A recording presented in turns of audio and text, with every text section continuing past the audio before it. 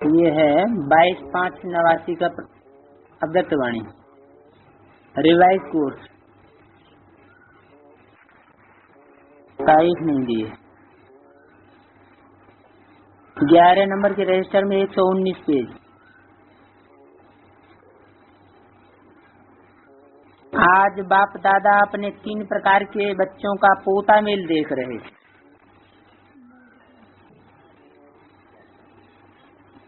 पोता मेल देने वाले 3 प्रकार के बच्चे थे। 3 प्रकार कौन से हैं? एक तो मुखवंशावली ब्राह्मण जो बाप दादा के साथ साथ नई दुनिया की स्थापना के कार्य में सहयोगी है। मुखवंशावली। दूसरे बाप दादा के व ब्राह्मणों के सिमरण में व पुकारने में सदा मस्त रहने वाले भक्त। बाप दादा का भी सिमरण करते तो ब्राह्मणों के सिमरण में लगे रहते अथवा उनको ही पुकारते रहते, उसी में मस्त रहते वो भक्त। और तीसरे पुरानी दुनिया के परिवर्तन करने अर्थ निमित्त बने हुए यादव, वो भी पुरानी दुनिया को परिवर्तन करने के निमित्त हैं। कौन? यादव। क्या करते हैं? वो कैसे परिवर्तन करते हैं?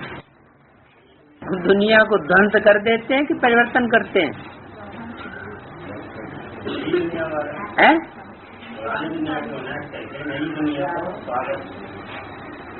पुरानी दुनिया को तो ध्वंस कर देते हैं, वो नई दुनिया कहाँ लाते हैं? हाँ, अगर वो विनाश न करें तो हमारे लिए नई दुनिया नहीं आ सकती। इन तीनों के संबंध से स्थापना का कार्य संपन्न होना है। भक्तों के भी संबंध से, यादवों के भी संबंध से, और जो मुखवंशावली ब्राह्मण बच्चे हैं उनके भी संबंध से।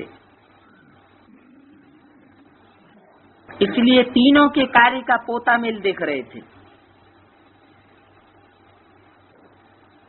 तीनों का कार्य अपना अपना। भक्तों का कार्य क्या बताया? सिमरण में मस्त। और ब्राह्मण बच्चों का मुखवंशावली का क्या कार्य बताया? बाप दादा के साथ साथ नई दुनिया के कार्य में सहयोगी थे। और यादव, वो तो है ही परिवर्तनकारी, क्योंकि उनके परिवर्तन के बगैर तो परिवर्तन हो ही नहीं सकता। जैसे बाबा कहते हैं शंकर क्या करता है? कुछ भी नहीं, लेकिन है किसका हेड? यादवों का हेड है। तो क्या देखा? कार्य अर्थ निमित्त बने हुए तीनों प्रकार के बच्चे अपने अपने कार्य में लगे हुए तो जरूर हैं, लेकिन तीनों ही कार्यकर्ताओं के कार्य में जब तक तीव्रता अति नहीं हुई है, अति की तीव्रता, तब तक अंत नहीं हो सकता।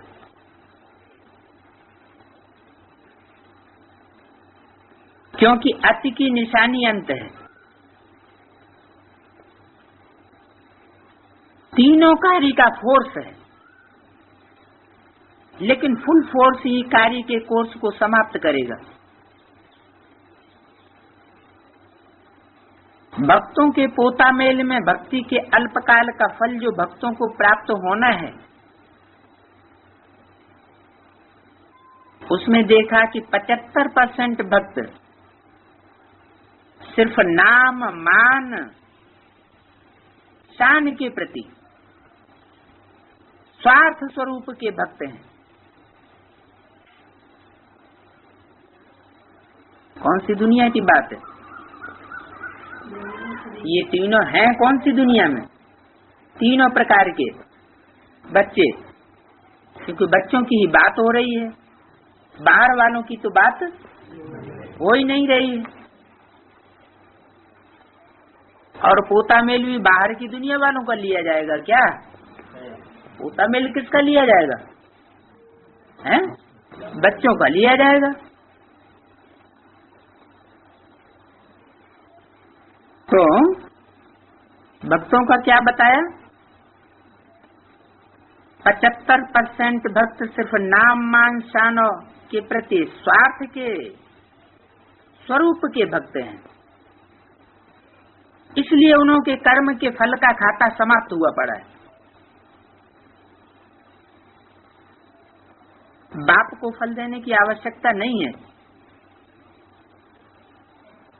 बाकी 25% भक्त नंबरवार लगन प्रमाण भक्ति कर रहे हैं और 75% भक्तों ने नाम का शान का खाता अपना प्राप्ति करके पूरा कर लिया। तो जो 25% बचे हुए हैं, लगन प्रमाण भक्ति कर रहे हैं, उन्हों की भक्ति का फल इस पुरानी दुनिया में प्राप्त होना है, नई दुनिया में नहीं। 75% तो प्राप्ति कर चुके, जो 25% बचे हैं वो भी इस पुरानी दुनिया में नाम मान शान की प्राप्ति कर लेंगे, नई दुनिया में नहीं करेंगे। क्योंकि भक्ति का खाता अब आधा कल्प के लिए समाप्त होता है। फिर कब शुरू होगा? द्वापर से उन भक्तों का खाता शुरू होगा। वहां वो फिर भक्ति करने लग पड़ेंगे, ब्रह्मा की, ब्राह्मण परिवार की।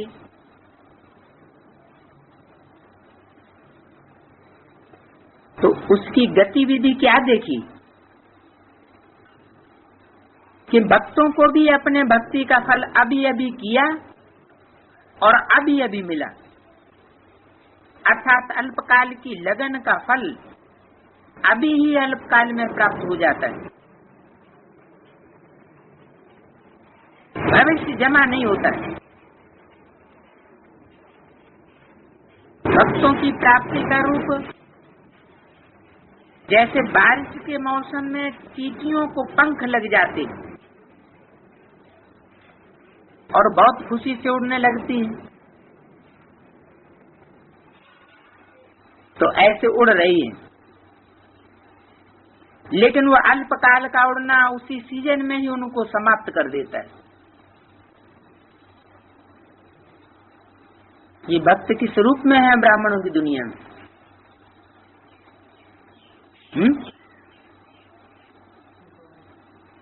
वही भक्त हैं जो बाप की बात को नहीं मानते, ध्यान नहीं देते, लेकिन दीदी, दादी, दादा इनके पीछे लगे रहते हैं, क्योंकि समझते हैं इनके पीछे लगने से हमको मान मर्तबा बहुत बहुत प्राप्त हो जाएगा। तो रूप इनका क्या बताया?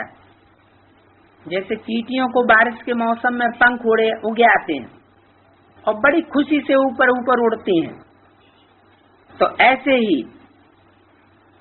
उस सीजन में उनको उनका उड़ना ही उनको समाप्त कर देता है। वहां ही प्राप्ति और वहां ही उनकी समाप्ति। वैसे ही अब के भक्त अर्थात कलयुगी तमो प्रधान भक्त अल्पकाल के फल की प्राप्ति में खुश हो जाने वाले हैं, इसलिए उनके फल की प्राप्ति का कार्य ड्रामा अनुसार जैसे कि समाप्त हुआ पड़ा है। क्योंकि आत्माएं तो तमो प्रधान शूटिंग में भी निकलती रहती है ना। सिर्फ 5% प्राप्ति का कार्य अब रहा हुआ है, जो होना है, जो अब अति अर्थात फुल फोर्स से चिल्लाएंगे, उसमें भी विशेष शक्तियों को पुकारेंगे कि वरदान दो, शक्ति दो, साहस और हिम्मत दो। बाप को नहीं, शक्तियों को पुकारेंगे। अभी ये अति में जाकर के फिर समाप्त होने वाला है। तो भक्तों के पोता मेल का रजिस्टर समाप्त हुआ ही पड़ा है। जो थोड़ा बहुत रहा हुआ है वो अभी अभी कर्म और अभी अभी फल के रूप में समाप्त हो जाएगा। तो ये था भक्तों का समाचार। दूसरा यादव सेना का समाचार। उन्हों के पोता मेल में क्या देखा? हर कदम पर उन्हों के क्वेश्चन मार्क देखे। कदम, जो कदम जीवन में आगे बढ़ाएंगे, अर्थात जो भी कार्य करेंगे, क्वेश्चन सामने आ जाएगा, प्रश्न चित्त होंगे। हर कदम पर उन्हें के क्वेश्चन मार्क देखने में आवेंगे। स्पीड तीव्र करने के बहुत चाप्टर देखे, लेकिन जितना ही स्पीड को तीव्र करते हैं उतना ही क्वेश्चन मार्क की दीवार बार बार आने के कारण स्पीड को तीव्र नहीं कर पाते। क्वेश्चन मार्क कौन से? एक तो आरंभ कौन करे, क्या है? क्वेश्चन नहीं, क्वेश्चन तो कर ही रहे हैं। उन क्वेश्चंस में एक ये क्वेश्चन मुख्य है कि जो कार्य करना है यादवों को, वो उसका आरंभ कौन करे? कौन सा कार्य करना है उनको? विनाश का। मैं करूं या वो करे?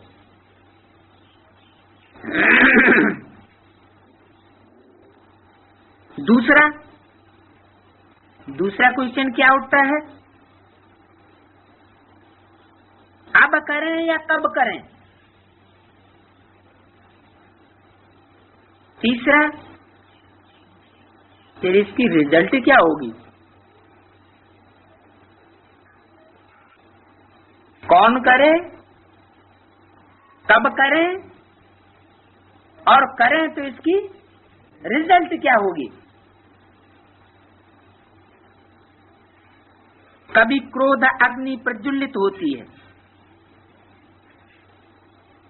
कभी फिर क्या होगा? इस बात का संकल्प रूपी पानी छींटे के समान अग्नि को शीतल कर देता है, क्रोध ठंडा हो जाता है। चौथा क्वेश्चन, ये सब कराने वाला प्रेरक कौन है? ब्राह्मणों की दुनिया में जो यादव वंशी है, वो कौन से विनाश के बम फोड़ेंगे या फोड़ने वाले हैं?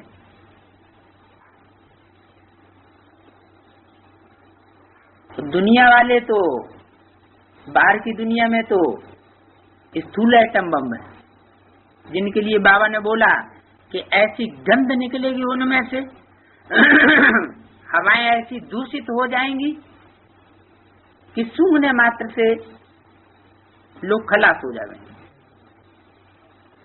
यहाँ फिर कौन सी है? कौन सी ऐसी हवा होगी, कौन से एटम बम होंगे जिनमें से ऐसी हवा निकलेगी?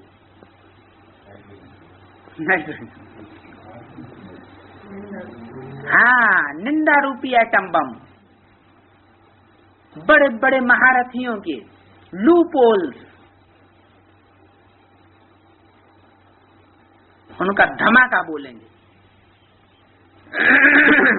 तो वो भी सोच रहे हैं हम करें या कौन करे, पहले कौन करे शुरुआत, अभी करें या थोड़ा और ठहर जाएं,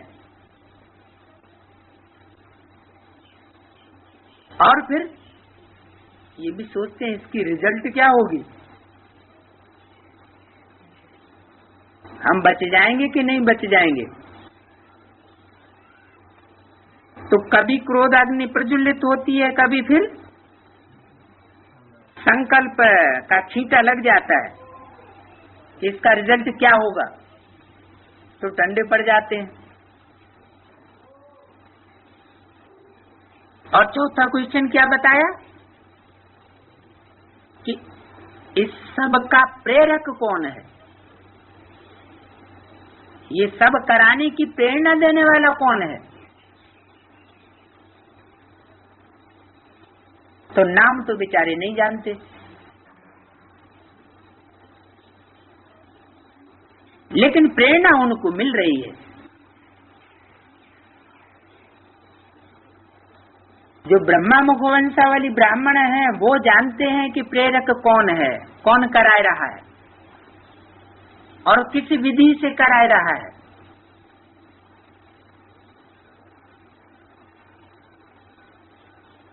क्योंकि करने वाला जो कराए रहा है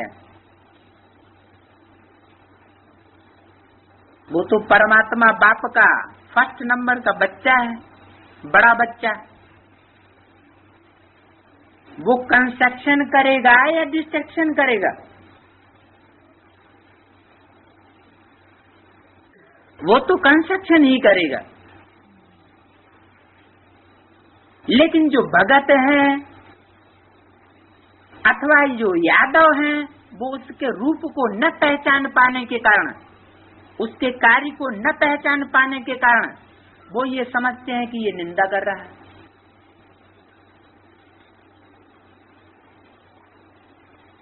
एडवांस नॉलेज को किस रूप में देखते हैं? इस रूप में देखते हैं कि ये तो ग्लानि है,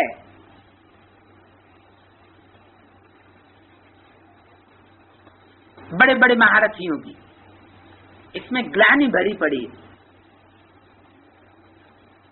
ये नहीं समझते कि ये वास्तविकता है। तो जो यादव संप्रदाय है वो सोचते हैं कि हम भी ऐसा ही करें।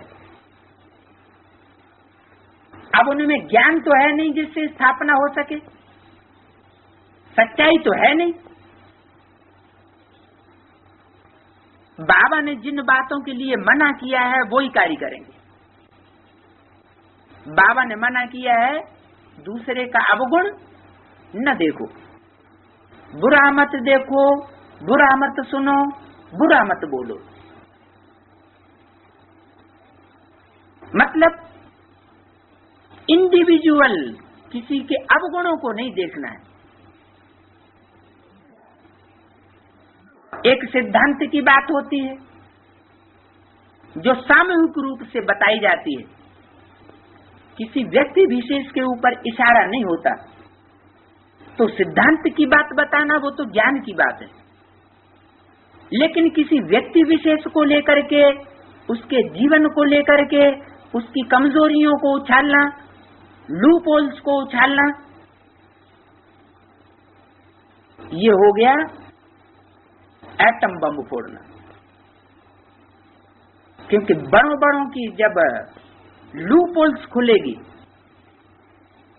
तो उनके पीछे जितना भी हुजूम है फॉलो करने वाला, उसका क्या हाल होगा? वो सब टूट पड़ेंगे, उनकी जो श्रद्धा विश्वास है वो बढ़ जाएगा। तो उनको क्वेश्चन पैदा होता है ये सब कराने वाला कौन है? इसमें फिर कंफ्यूज हो जाते हैं, निश्चित नहीं कर पाते कि कौन है। उनकी गतिविधि क्या देखी, अपने आप को ही नहीं समझ पा रहे कि हम क्या हैं, पांडव हैं कि कौरव हैं कि यादव हैं, आखिर क्या हैं? होश और जोश इसी दुविधा में है, इसलिए स्वयं से भी परेशान हो जाते हैं। स्वयं से परेशान कब होते हैं? कारण क्या बताया? होश और जोश की दुविधा में बने रहते हैं। दो विधा, निश्चित नहीं कर पाते। कभी होश में आते, कभी फिर जोश में आ जाते, क्रोध में आ जाते।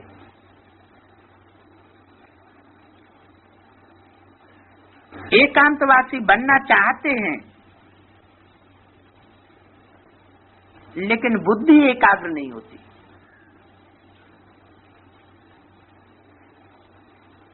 काम तो ऐसे कर रहे हैं, तो बुद्धि एकाग्र कैसे होगी? इसलिए बार बार जोश में आ जाते हैं, बहुत तेजी से प्लान बनाते हैं, फुल तैयारी भी कर लेते हैं। समय, सेना, शस्त्र, स्थान सब सेट कर लेते हैं। ऐसे ही समझते कि अभी हुआ कि हुआ, सेटिंग कर लेते कि इस टाइम पर अब ये धमाका बोलना है। जो उनकी फॉलो करने वाली सेना है, उनके डायरेक्शन को वो भी तैनात कर लेते हैं। ऐसे ही समझते हैं कि अभी हुआ कि हुआ, बहुत फास्ट तैयारी में रहते हैं। क्या करना है? लेकिन लास्ट प्रैक्टिकल के सेकंड में, सारी तैयारी करने के बाद जो लास्ट प्रैक्टिकल सेकंड होता है, उसमें कंफ्यूज रूपी सिग्नल लग जाता है। इसलिए उनकी तैयारी में सिर्फ प्रेरक के प्रेरणा की 1 सेकंड की देरी है, ज्यादा देरी नहीं है। प्रेरक के प्रेरणा देने की 1 सेकंड की देरी है। उसने प्रेरणा दी और उन्होंने काम किया। इंतजाम है, लेकिन उस सेकंड की प्रेरणा के इंतजार में है।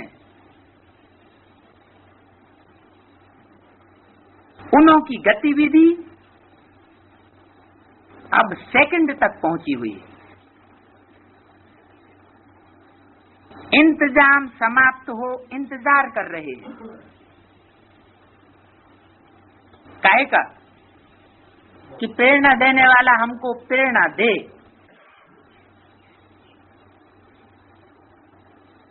तो उन्हीं का पोता मेल संपन्न तैयारियों का देखा, वो एवर रेडी थे। और बाकी जो 2 ग्रुप बताए, भक्त और ब्रह्मा मुखवंशावली ब्राह्मण बच्चे, वो एवर रेडी नहीं थे।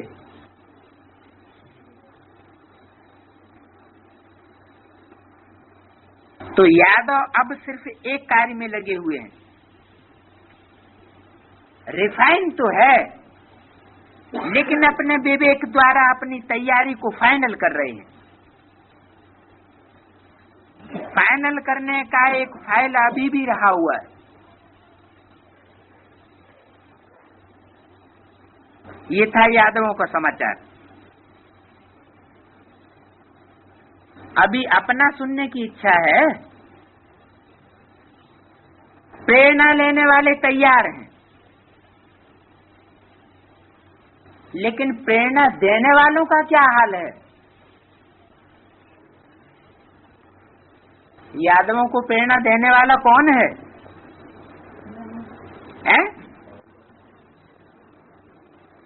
यादवों को प्रेरणा देने वाला कौन है? यादवों को चलाने वाला होगा ना। तो कौन है? शंकर। तो शंकर अकेला होगा या उसका भी ग्रुप होगा? है? उसका भी ग्रुप होगा। है? हाँ, पूरी पार्टी होगी, पूरी रुद्रमाला होगी। वैसे कहावत है, देने वाला दे और लेने वाला थक जाए। लेकिन इस बात में लेने वाले न मिलने के कारण थक रहे। लेने वाले कौन हैं? यादव संप्रदाय। उनको प्रेरणा नहीं मिल रही है, इसलिए वो बार बार थक रहे हैं। नहीं तो एवर रेडी हुए पड़े हैं, लेकिन उनको प्रेरणा देने वाले प्रेरणा नहीं दे रहे। दूसरा पेज, लेने वाले लेने के लिए तैयार हैं और देने वाले स्वयं में ही अब तक लगे हुए हैं कि हम तो अपनी तैयारी पूरी कर लें, उनको तो प्रेरणा बाद में दें।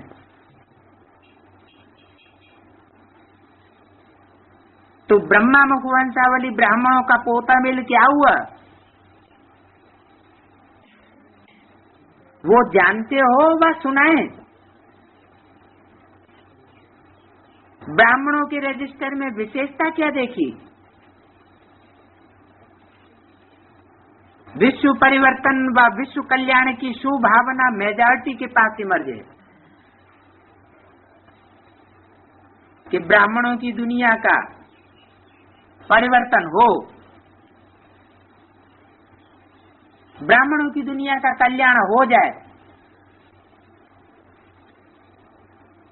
ये कल्याण की भावना तो है मेजॉरिटी में, लेकिन चलते चलते जैसे यादवों की स्पीड क्वेश्चन मार्क के कारण तीव्र नहीं होती है, ऐसे ब्राह्मणों की श्रेष्ठ भावना का प्रत्यक्ष फल प्राप्त होने वाला ही होता है। तो बीच में कोई न कोई रायल रूप की कामना शुभ भावना को मर्ज कर देती है, कामना आ जाती है। तो ब्राह्मणों की गतिविधि में सुभावना और रायल रूप की कामना, इन दोनों की कलाबाजी चल रही है। कभी शुभ भावना की ऊंची स्टेज में आते और कभी अपनी ही कामनाओं के जंजाल में फंस करके नीची स्टेज में चले जाते। तो ये कलाबाजी चल रही है।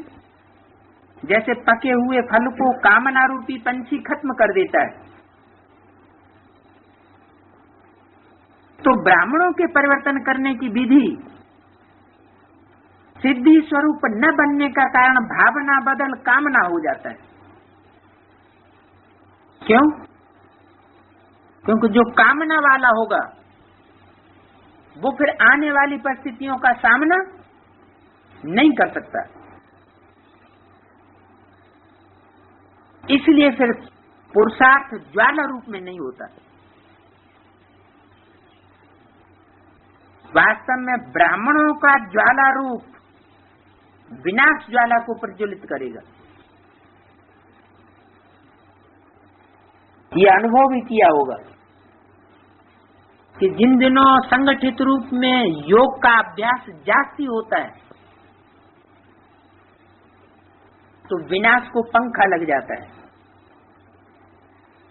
छुटपुट रिहर्सल होती रहती है, बाहर की दुनिया में भी और ब्राह्मणों की दुनिया में भी।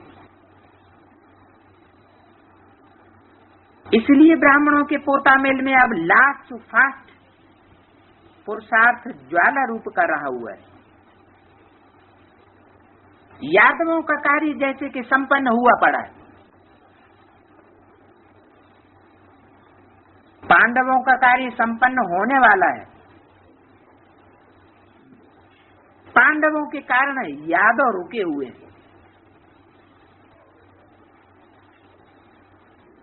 पांडवों की श्रेष्ठ शान, रूहानी शान की स्थिति यादवों के परेशानी की परिस्थिति को समाप्त कर देगी। जब पांडव किस स्थिति में टिक जाएंगे? रूहानी शान की स्थिति में। मतलब अभी काय में आ जाते हैं?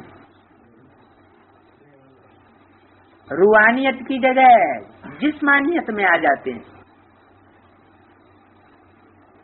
तो अपनी शान से परेशान आत्माओं को शांति और चैन का वरदान दो।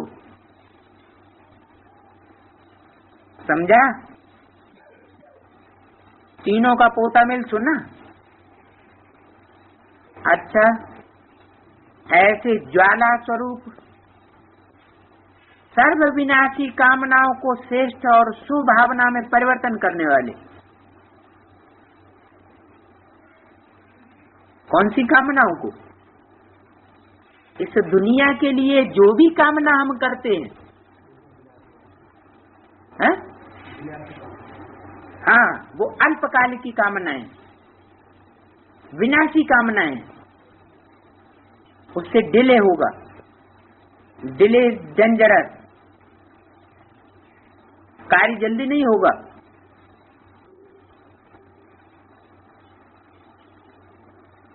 भक्तों के अल्पकाल के अंतिम फल महादानी वरदानी रूप में देने वाले दाता और वरदाता बच्चों को।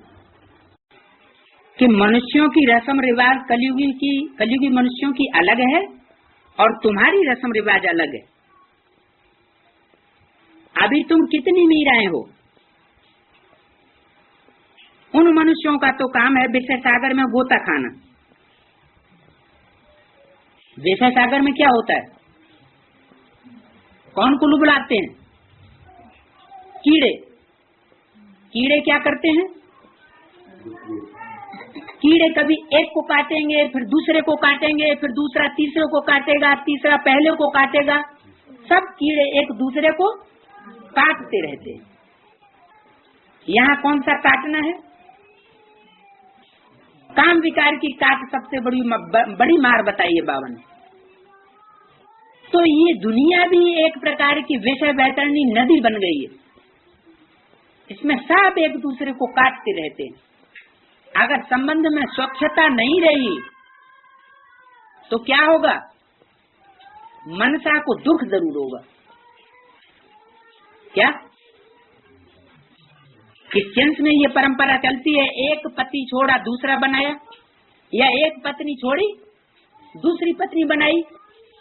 तो क्या जब ऐसा किया जाता है तो कुछ दुख नहीं होता होगा? हैं? उनको छोड़ने वालों को और ग्रहण करने वालों को क्या पिछला संबंध याद नहीं आता होगा? जरूर याद आता। कन्याओं को तो खास है, क्योंकि कन्या पवित्र होती है। उसके ऊपर पहले पहले जिस व्यक्ति की छाप पड़ती है वो जीवन भर याद जरूर रहती है। तो वो दुख देती रहती है याद। इसको कहते हैं कीड़ों का कुल बुलाना। तो ये दुनिया है विषय सागर, विषय वैतरणी नदी। ये विष पीना, विष खाना तो मीरा को भी पसंद नहीं था। अभी तुम कितनी मीराएं हो, तो तुमको भी ये विष पीना पसंद नहीं होना चाहिए। मतलब विष पीना पसंद नहीं होना चाहिए। और जिस तन में परमात्मा प्रवेश होकर के पार्ट बजाता है, संसार में जो रूप पूजा जाता है, उसको शास्त्रों में कैसा दिखाई दिया? क्या पीने वाला है? विष पीने वाला। तो जब विष पीने वाले का संग करेंगी तो ऐसा कैसे हो सकता है कि वो विष न पिए? हैं? अरे हैं? ने जो हिंदी जानते हो अच्छी तरह वो बोले। नीलकंठ है। हाँ, नीलकंठ दिखाया जाता है। नीलकंठ का मतलब ये हुआ कि विष पिया तो, लेकिन मन बुद्धि के ऊपर असर नहीं होता।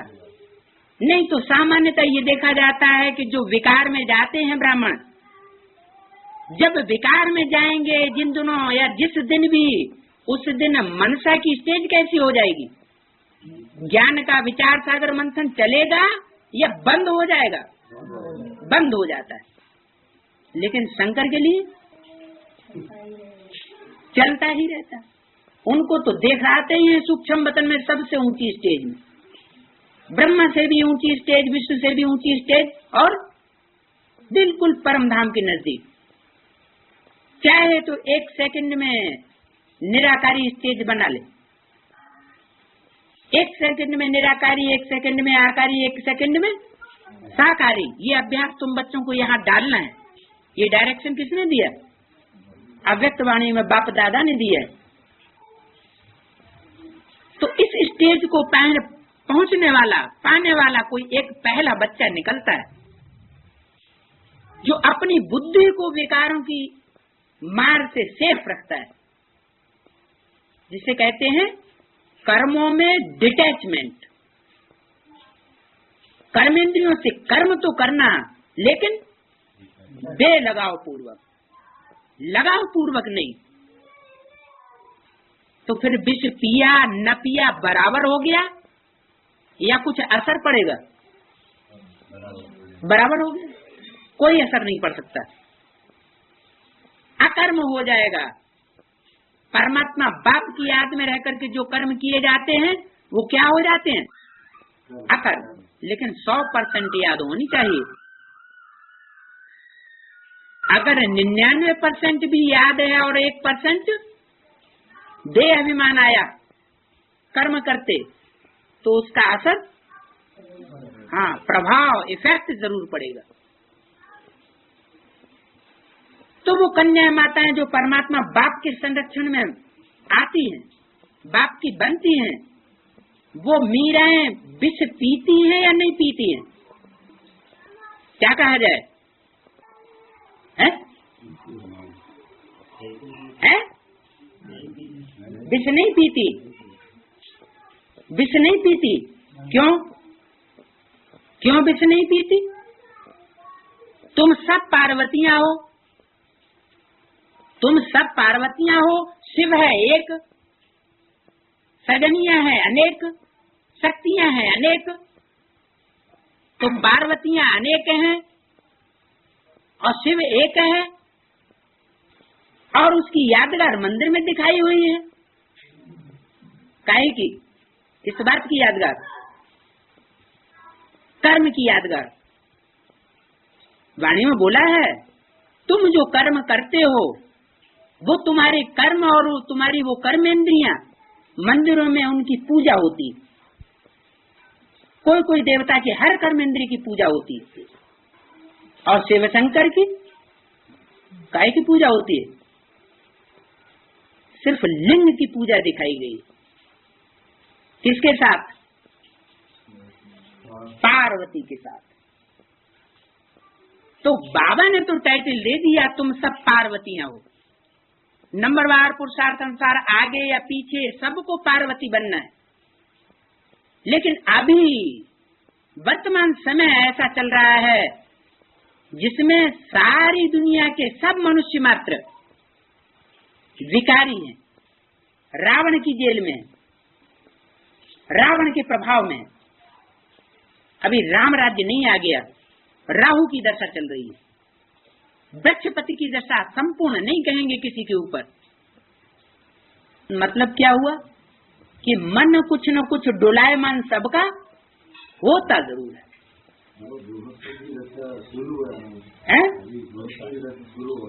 सूर्य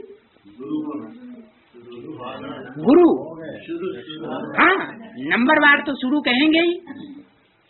सब एक जैसा पुरुषार्थ करने वाले तो नहीं है।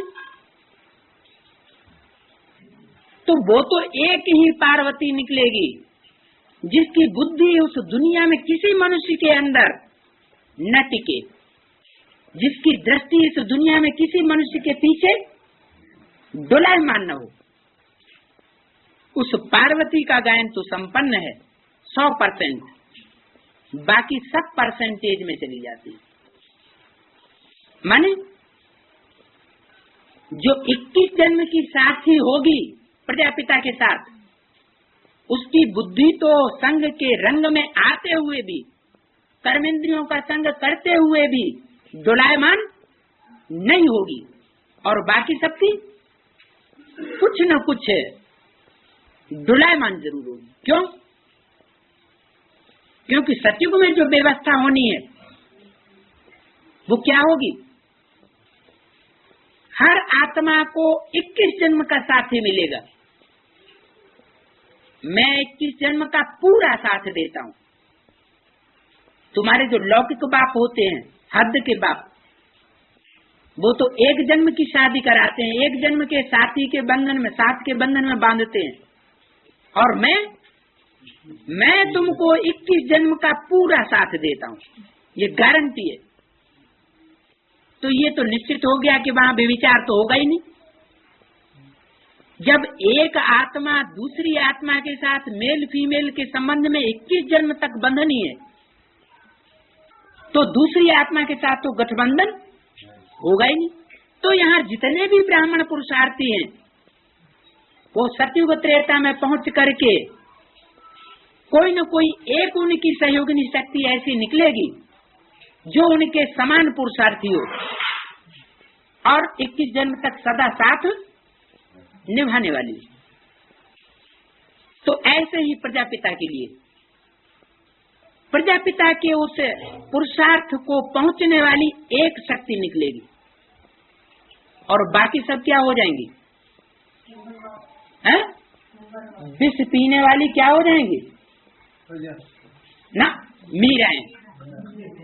तुम सब मीराएं हो नंबरवार। कोई 1% विष पिएंगे, यानी बाप का बनने के बाद अगर किसी को याद किया तो क्या संकल्प से विष नहीं पिया? या किसी से दृष्टि एक क्षण मात्र के लिए भी मिलाई पर पुरुष से, तो क्या विष नहीं पिया? या रज रज के बातें की पर पुरुष से, तो क्या ये विष नहीं पिया?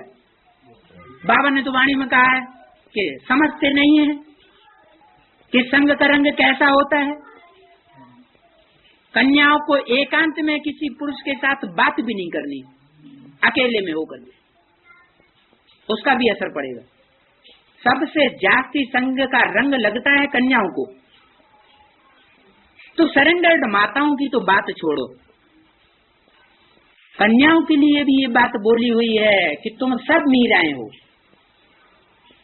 माने तुम सब क्या पीने वाली हो?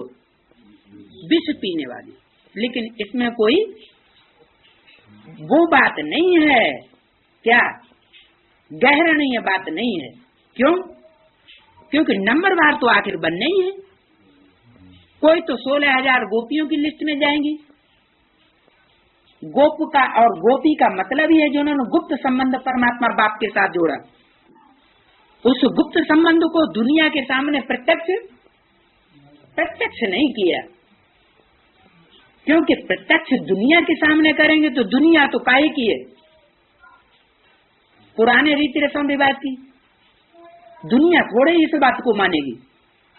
ये तो ब्राह्मण परिवार के लोग इस बात को मान सकते हैं कि परमात्मा बाप ही एक पति परमेश्वर है, बाकी कोई पुरुष पति परमेश्वर नहीं हो सकता।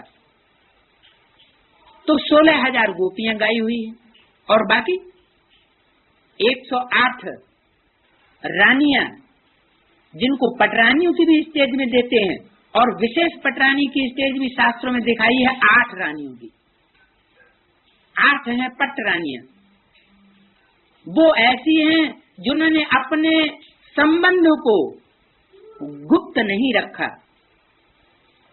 प्रत्यक्ष कर दिया। क्या? बहुत फोर्स में आ गई कि हम ही पार्वती हैं।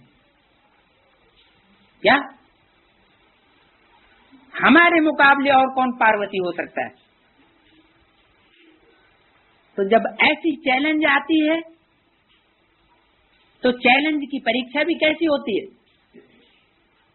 कड़ी परीक्षा होती है, क्योंकि विश्व का मालिकिन बनना, उसकी परीक्षा नहीं होगी?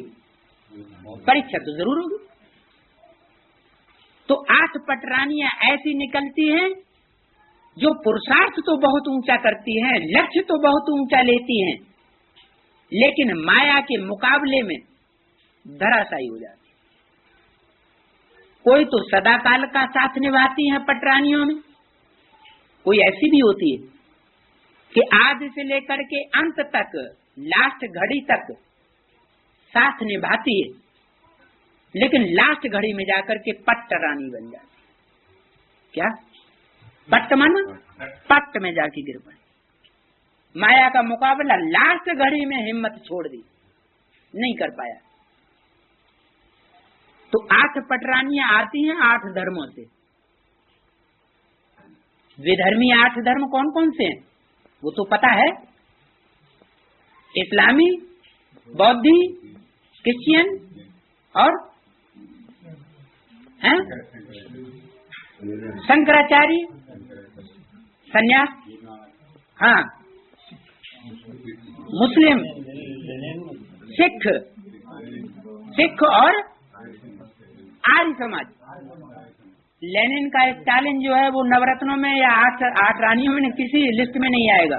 वो तो प्रजावर्ग की आत्मा है, वो परमात्मा बाप से कोई प्राप्ति नहीं कर सकती, क्योंकि परमात्मा बाप को ही नहीं मानते, उसकी रचना को ही नहीं मानते, स्वर्ग को नहीं मानते, नरक को नहीं मानते, आत्मा को नहीं मानते, परमात्मा को नहीं मानते, कोई शास्त्र को नहीं मानते, तो उन्हें प्राप्ति कहाँ से हो जाएगी? उनका तो काम है डिस्ट्रक्शन करना, कंस्ट्रक्शन करते ही नहीं, तो उनको प्राप्ति क्यों हो? तो 8 पटरानियां जो निकलती हैं, 7 तो ये धर्म हुए आर्य समाज तक, और एक हुआ क्षत्रिय धर्म का विशेष। क्या? क्षत्रिय धर्म का विशेष पुरुषार्थ करने वाली पटरानी। इस तरह 8 पटरानियां बनती, और 8 पटरानियां पुरुषार्थ करती हैं नंबरवार, लेकिन अंत में माया से हार खा करके पट्ट में गिर जाती, इसलिए उनका नाम रखा पटरानियां, क्योंकि दूसरे दूसरे धर्मों से कनेक्शन है उनका, है तो पावरफुल आत्मा है, तो दूसरे धर्मों का जो कनेक्शन रहा है पूर्व जन्मों में, वो उनको अपने टाइम पर शूटिंग पीरियड में आकर्षित कर लेता है, और वो नीचे गिर जाती। तो कौन सा धर्म बचा? देवता धर्म। एक राधा की सोल ऐसी है जो महारानी की स्टेज को पहुंचती है, तो इसलिए बोला तुम सब क्या हो? मीराएं हो। तो कुछ न कुछ ऐसा जो गर्हित काम करता है बाप का बने, और फिर थोड़ा धोखा दे या ज्यादा धोखा दे। लंबे समय का कोई धोखा देता है, कोई थोड़े समय का, कोई लास्ट में फेल होता है, तो उसका अंजाम तो भोगना पड़ता है। क्या भोगना पड़ता है? परमात्मा बाप से विछोह हो जाता और दूसरे धर्म में कन्वर्शन हो जाता है? ठीक। तो जो दूसरे धर्म में कन्वर्ट होने वाली 8 पटरानियां हैं, वो उस स्टेज की पवित्रता का पालन नहीं कर पाती जिस स्टेज की पवित्रता का पालन पार्वती 100% स्टेज को जो पहुंचती है, पार लगाने वाली। ऐसे तो सबको पार्वती का है, परसेंटेज में तो सब पार्वतियां हो, लेकिन 100% पार्वती एक होगी या सब होंगी? एक ही होगी। ऐसे तो सब सीताएं हैं, सब रावण की जेल में हैं, लेकिन उसमें भी परसेंटेज होगा ना। 100% सीता एक होगी या सब होंगी? 100% सीता तो एक ही होगी। वो कौन हुई? हैं?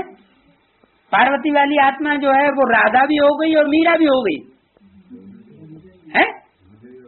नहीं है? मीरा के लिए बोला है मीरा दासी। दंड क्या मिलता है? परमात्मा बाप को किसी ने थोड़ा धोखा दिया, किसी ने जाति धोखा दिया, लंबे समय का, किसी ने थोड़े समय का। तो जो धोखा देना होता है परमात्मा बाप को, उसका दंड मिलता है कि उनको कुछ न कुछ किसी न किसी के नीचे कार्य करना पड़ेगा। जैसे बाबा ने बोला राम सीता को दास दासी जरूर बनना पड़े। कहाँ बनेंगे? सतयुग में जाकर के राधा कृष्ण को जन्म देने वाले माँ बाप बनेंगे। माना उन राधा कृष्ण की सोल ने कभी न कभी कोई न कोई टाइम ऐसा हुआ है शूटिंग पीरियड में कि पुरुषार्थ में उन राम सीता वाली आत्माओं पर जीत पाई है। जहाँ जीत वहाँ जन्म। जो आत्माएं जीत पाती हैं वो बच्चे के रूप में माँ बाप के यहाँ जन्म लेती। क्या माँ बाप टट्टी पेशाब साफ करने वाले बच्चों की क्यों बनते हैं? कौन सा ऐसा कर्म किया जो बच्चों की टट्टी पेशाब साफ करनी पड़े, उनको 9 महीने गर्भ में धारण करना पड़े? उन आत्माओं को जन्म देने के लिए इतना वजन क्यों ढोना पड़ता? क्योंकि पूर्व जन्म में पुरुषार्थ में कोई न कोई ऐसी खोट आई है। जो बच्चे होते हैं वो माँ बाप के ऊपर विजयी होते हैं कोई पूर्व जन्म में, तब आकर के बच्चे बने। तो जहाँ जीत वहाँ जन्म। तो राधा कृष्ण की आत्माओं ने संगम युग में सतयुग की शूटिंग पीरियड में पुरुषार्थ पर जीत पाई। तो पुरुषार्थ पर जीत पाने के कारण वो वहां जाकर के माँ बाप के रूप में दास दासी बनेंगे, फर्स्ट क्लास दास दासी। तो ऐसे ये जो 8 पटरानियां हैं उनको भी उस महारानी के आसपास चक्कर काटने वाली असिस्टेंट बनना पड़े। ये है संगम की बात। क्योंकि विश्व की महारानी होगी तो जरूर रानियां भी होंगी। तो इसलिए यहाँ बोला हुआ है कि तुम सब हो मीराएं। क्यों बोला? विष पीने वाली। किस आधार पर? मन के संकल्प से जरा भी अगर इधर उधर हुए, इसलिए बाबा बार बार वाणियों में बोलते हैं क्या? माम एकम याद करो, मुझे एक के सिवाय और किसी को याद न करो। बेविचारी याद नहीं करना। अब बेविचारी याद जो करते हैं उनके पाप भस्म होंगे। बेविचारी याद करने वालों के पाप भस्म नहीं होंगे, और ही ज्यादा चढ़ेंगे। एक तरफ परमात्मा बाप के साथ भी संबंध जोड़ रहे हैं, उनको भी याद कर रहे हैं, दूसरी तरफ दूसरों को भी याद कर रहे हैं। तो विष पी लिया ना, पाप कर लिया ना, तो पाप का बोझा भी चढ़ जाता है। तो बोला तुम कलयुगी लोक लाज छोड़ती हो तो झगड़ा देखो कितना बढ़ जाता है। क्या कहा? तुम मीराएं जब उस कलयुगी लोक लाज को छोड़ती हो, उसकी लोक लाज की मर्यादा क्या है कि एक आदमी को पति जरूर बनाना है। ये गंदी दुनिया है।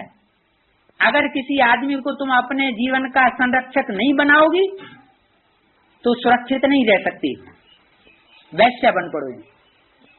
इसलिए शादी की परंपरा पक्की रखी हुई, शादी जरूर करानी कन्या की, घर में नहीं रखना है। तो उस लोक लाज की परंपरा में तुम मीराएं बंधने वाली नहीं हो। क्यों? क्यों नहीं बंधने वाली हो? हैं? हाँ, हमारी तो परंपरा दूसरी है। हमारा तो संबंध सारा एक बाप परमात्मा के साथ है, किसी दूसरे के साथ नहीं है। दुनिया इस बात को माने न मान, क्योंकि दुनिया तो परमात्मा बाप के रूप को ही नहीं मानेगी, स्वरूप को ही नहीं पहचानेगी। जब परमात्मा बाप के स्वरूप को ही दुनिया ने नहीं पहचाना तो वो तो कलंक लगाएगी कि ये तो लंपट है। कौन? ये परमात्मा नहीं है। कौन है? ये स्त्रियों को भगाने वाला, कलंक को धारण करने वाला लंपट है। श्रेष्ठ दृष्टि से नहीं देखेगी, ऐसा धंधा चला रहा है। ये कोई सुरक्षा करने वाला थोड़ा ही है। तो उस दृष्टि से देखेगी। जब इस दृष्टि से देखेगी तो उसका कारण है कि दुनिया की परंपरा अलग है, दुनिया इस बात को नहीं जानती कि ब्राह्मणों की परंपरा में अनेक संबंध नहीं होते। अनेक संबंध किसके साथ होते हैं? एक बाप के साथ। यहाँ तो बहुत थोड़े संबंध हैं जिनका फाउंडेशन बाप ने डाला हुआ है। कौन सा संबंध? भाई बहन और माता पिता, बस, दूसरा कोई संबंध नहीं। अगर संबंध है तो किसके साथ? एक बाप के साथ सर्व संबंध जोड़, उसमें सारे ही संबंध आ जाते हैं। मुख्य संबंध जहाँ बुद्धि जाती है, या बाप का संबंध है या पति का संबंध है। बच्चों के लिए बाप और स्त्री कन्या माताओं के लिए विशेष याद का पति का संबंध। तो ये सर्व संबंध एक बाप के साथ हैं। इसलिए यहाँ बोला हुआ, तुम लोकलाज कुल की मर्यादा पसंद नहीं करती हो, तुम कलयुगी लोकलाज छोड़ देती हो, तो देखो झगड़ा कितना बढ़ जाता है। जितना जितना ऐसे कलयुगी लोकलाज के बंधन को त्यागेंगे, मधुवन के वातावरण में भी रह करके त्यागेंगे, तो झगड़ा बढ़ेगा जरूर। क्यों? क्यों बढ़ेगा? क्यों बढ़ेगा? नहीं बढ़ना चाहिए, क्योंकि यहाँ तो आपस में सब भाई बहन है। लेकिन नहीं, भाई बहन की दृष्टि भी धोखा देती जरूर है। आंखें बहुत धोखा देने वाले धोखा देने वाली इंद्रिय है। सबसे जास्ती धोखा देने वाली है आंखें। अगर इनको पूरा कंट्रोल में न किया, थोड़ा भी दृष्टि गई, तो स्त्री पुरुष की दृष्टि तो विकार की ही जाती है। मुरली बोला हुआ है। तो तुमको बाप ने श्रीमत दे दी है, काम महाशत्रु है, इन पर जीत प्राप्त करो। जगत जीत बनने वालों का ये चित्र सामने रख दो। कौन सा चित्र सामने है जगत जीत बनने वालों का? है? हाँ, तुमको तो बेहद के बाप से राय मिलती है। तुम्हें राय किससे मिलती है? काम पर जीत पाने के लिए एक बाप से, बेहद के बाप से, कि विश्व में शांति स्थापन कैसे हो सकती है। तभी सुख शांति स्थापन हो सकती है जब सर्व संबंध दुनिया की जितनी भी मनुष्य आत्मा है एक बाप से जोड़ें, तो सुख शांति हो जाएगी। क्यों? क्योंकि अनेकों से संबंध द्वापर युग में जोड़ना शुरू किए तो क्या हालत हो गई? दुर्गति हो गई, अशांति बढ़ गई, दुख बढ़ गया। तो एक से संबंध जोड़ेंगे तो सुख शांति आएगी। कैसे होगी सुख शांति? वो तरीका बताया।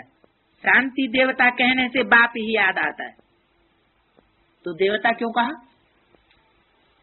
है? फिर तो शांति दाता भगवान कहना चाहिए। भगवान को देवता क्यों कह दिया है? क्योंकि वास्तव में जिस तन में परमात्मा आता है, उस तन के द्वारा जब कार्य करता है, तो वो सूक्ष्म वतनवासी शंकर के रूप में स्टेज में स्थिर होने वाला देवता है। सूक्ष्म वतनवासी देवता, सचुगी देवता नहीं है, लेकिन सूक्ष्म वतनवासी देवता है। तो शांति देवता कहने से बाप याद आता है। बाप ही आकर के कल्प कल्प विश्व में शांति स्थापन करते हैं। कल्प की आयु लंबी कर देने से मनुष्य कुंभकर्ण की नींद में जैसे सोए पड़े। ब्राह्मण ने तो कल्प की आयु लंबी नहीं कर दी है? ब्राह्मण कहते हैं कल्प की आयु अभी बहुत है, लंबी चौड़ी। कोई ब्राह्मण है आधार मूर्तों की दुनिया में या बीज रूप आत्माओं की दुनिया में जो ये कहते हो कि कल्प की आयु अभी बहुत लंबी है, दुनिया विनाश होने वाली नहीं है? नहीं कहते। फिर ये इतने बड़े बड़े ऊंचे ऊंचे महलमाड़ियां अटारियां बनाते जाते हैं, सो क्यों है? कहते नहीं है मुख से, लेकिन चलन से उनकी ये बात साबित हो जाती है कि अभी ये दुनिया विनाश होने वाली नहीं है। तो आदमी मुख की भाषा पर इतना विश्वास नहीं करता, लेकिन प्रैक्टिकल चलन जब देखता है तो उस बात पर विश्वास कर लेता है। तो वो कुंभकर्ण की नींद में सोए हुए। भक्ति मार्ग है दुर्गति मार्ग, ज्ञान को सदगति मार्ग कहेंगे। ऐसे ऐसे अक्षर तुम प्रदर्शनी में बोलेंगे तो तुमको गाली देने लग पड़ेंगे। कौन कौन गाली देने लग पड़ेंगे? जो गुरु लोग शादियां कराते हैं, कन्याओं को सरेंडर कराएंगे और किसी आदमी को सौंप देंगे, यही तुम्हारी परवरिश करेंगे, सेंटर चलाओ जाके। तो कोई मनुष्य किसी कन्या की सदगति नहीं कर सकता, उसकी पूरी रक्षा नहीं कर सकता, क्योंकि दुनिया ही कैसी है, रावण की दुनिया है, व्यभिचारी बनाने वालों की दुनिया है। इसलिए परमात्मा बाप कहते हैं कि तुम अगर ऐसे ऐसे अक्षर बोलेंगे, कैसे अक्षर, कि तुमने ये कोषघर खोला हुआ है, धर्मशाला नहीं खोली हुई है, ये सेंटर नहीं खोले हुए हैं, ये आंख लड़ाने के कोषघर हैं। कोषघर माना है? हाँ हाँ, पैसा इकट्ठा किया हुआ है और इसमें वैश्यालय चलाया जा रहा है, जात जाति के मनुष्यों के साथ कन्याओं को कोसा जा रहा है, तो ये कोषघर है। तो ऐसा अगर तुम कहोगे तो गाली जरूर मिलेंगी, तुमको गाली देने लग पड़ेंगे। है तो राइट बात ना, क्या ये कोषघर खुले हुए हैं, एक के साथ संबंध जोड़ने का उपक्रम किया जा रहा है या अनेकों के साथ संबंध जोड़वाने का उपक्रम किया जा रहा है? सधवा बनाया जा रहा है या वैश्य बनाया जा रहा है? ये वैश्य बनाने की प्रवृत्तियां चल रही हैं सारी दुनिया में, ब्राह्मणों की दुनिया से लेकर के 500 करोड़ की दुनिया तक। तो ये है ज्ञान और भक्ति। अभी तुमको भक्ति से वैराग्य, भक्ति मार्ग की परंपराओं से वैराग्य, क्योंकि भक्ति आती है देहधारी धर्म गुरुओं के द्वारा। गुरुओं का काम है शादियां कराना, खुद पवित्र रहेंगे और दूसरों की शादियां कराएंगे। कहेंगे तुम गृहस्थ में रहो, क्यों भाई? उनकी पेट पूजा कहां से होगी? परमात्मा बाप बेहद का गृहस्थी है, खुद गृहस्थ में रहता भी है और दूसरों को भी शिक्षा ये देता है कि अगर तुम्हारी खुदा न खास्ता ज्ञान में चलते चलते शादी हो भी गई तो भी क्या करो, अपने पति के साथ निर्वाह करो, छोड़ो नहीं। क्यों? क्योंकि लौकिक में जो संबंध छोड़ने के आदि बन जाएंगे ज्ञान में चलने के बाद, वो परमात्मा बाप को भी धोखा जरूर देंगे। तो ऐसा फाउंडेशन नहीं डालो, तोड़ निभानी है माताओं को। हाँ, पति अगर परमिशन दे दे, परमिशन लेटर लेकर के फिर बाप के कार्य में लग जाओ, बाप के बन जाओ। तो बाप गृहस्थी बनाने के लिए आए हैं या घर गृहस्थी बिगाड़ने के लिए आए हैं?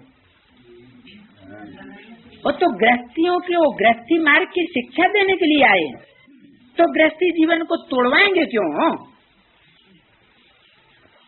तो ये है बेहद का वैराग। ज्ञान और भक्ति में अंतर है, ये सब बातें समझाने की हैं। पहले पहले तो ये पक्का निश्चय कराओ कि वो हमारा बाप भी है, टीचर भी है। फिर टीचर को सर्वव्यापी कैसे कहेंगे? तुम बच्चे जानते हो बाप कैसे आकर के हमको पढ़ाते हैं, तुम उनकी बायोग्राफी को जानते हो। किनकी बायोग्राफी है? जानते हो तो कहते क्यों? क्या हमको बायोग्राफी सुनाओ। हाँ, तुम उनकी बायोग्राफी को जानते हो। बाप आते ही हैं नरक को स्वर्ग बनाने। उनकी बायोग्राफी का जीवन का मुख्य लक्ष्य क्या है? नरक की दुनिया को, जिसमें कीड़े कुल बुलाए रहे हैं, एक दूसरे को काट रहे हैं, व्यभिचारी बनाए रहे हैं, उनको क्या बनाना? अब व्यभिचारी स्वर्ग बनाना, शिवालय बनाना। शिवालय में सब देवताएं आसपास मूर्तियां बैठी हुई हैं और बीच में शिव को दिखाया गया है। तो सब किसकी पूजा करते हैं? एक की या अनेकों की? एक की पूजा करते हैं, तो वो हुआ शिवालय। और जहाँ अनेकों की पूजा हो वो हो गया वैश्य। टीचर भी है, फिर साथ भी ले जाते हैं। आत्मा है तो अविनाशी है, वो अपना पूरा पाठ बजा करके घर जाती हैं। क्या कहा? अविनाशी आत्मा, विनाशी आत्मा, विनाशी आत्मा, विनाशी आत्मा, विनाशी आत्मा, विनाशी आत्मा, विनाशी आत्मा, विनाशी आत्मा, विनाशी आत्मा, विनाशी आत्मा, विनाशी आत्मा, विनाशी आत्मा, विनाशी आत्मा, विनाशी आत्मा,